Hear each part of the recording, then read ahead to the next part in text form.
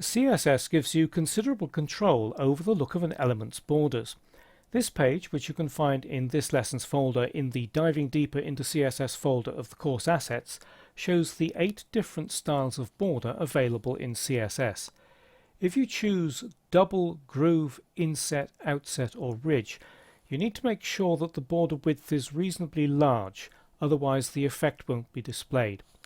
And you might think that I've chosen different shades of colour for the different sides on inset and outset, but those shades are chosen by the browser. I've actually put the same colour all the way round. Now in this page, each element has the same border on all 4 sides, but you're not limited to that. Let's just open this other page. You can also find a copy of this in the course assets. At the top here, I've given this heading a narrow border at the top, a wide border at the bottom, but no border on either side. And this admittedly inelegant div has got different colours, different styles, and in fact on one side no border at all.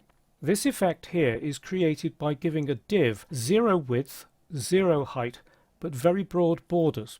And when different sides have different colour borders, the edge is made into a sort of triangle.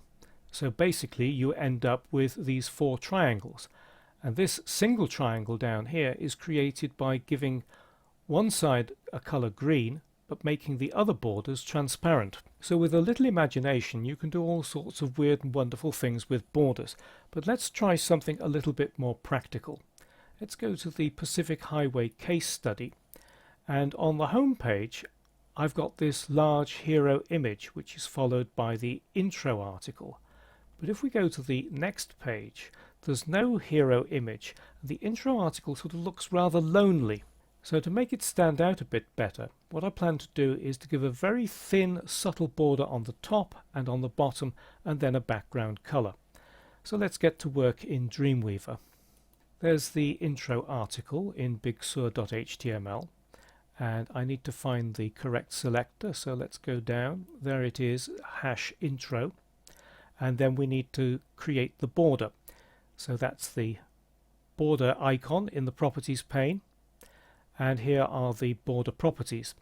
If you want to have the same color all the way round, just select border color. If you want different colors on each side, then set the properties separately.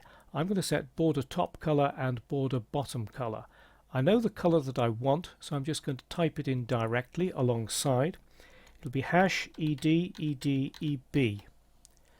and then the same for border bottom color, #ed_ed_eb. Next, I need to set the width. Again, if it's all going to be the same on every side, you can set border width, otherwise set them individually. Border top, I'm going to make 1 pixel, and the same for border bottom width. And then we need to set the border style, which works exactly the same way. If you want the same on all sides, set border style, otherwise set the individual ones. So border top style will be solid, and border bottom style will also be solid. Now in design view you can't see anything, and that's because of these visual aids. The borders are actually directly underneath the visual aids. So if you go to the view menu, visual aids, then hide all. There's also this keyboard shortcut, Control-Shift-I on Windows, Command-Shift-I on a Mac, and it will hide all the visual aids.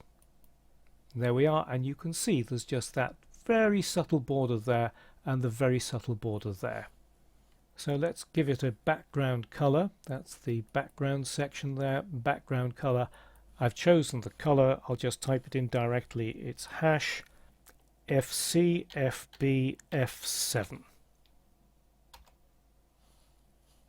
It's a very subtle difference, but I think that it does actually make that intro article stand out a bit better. I also want to add a little top border to the footer. So let's find the footer. There it is down at the bottom. And what I want to do is border, and the border color on the top will be the same, #ed_ed_eb. Border width on the top will be 1 pixel, and the border top style will be solid. And there is that tiny little border that has appeared. So with borders you can set the colour, the width and the style independently for each side. There's a choice of 8 different styles, but the default is none, so you must always set a style for a border to become visible.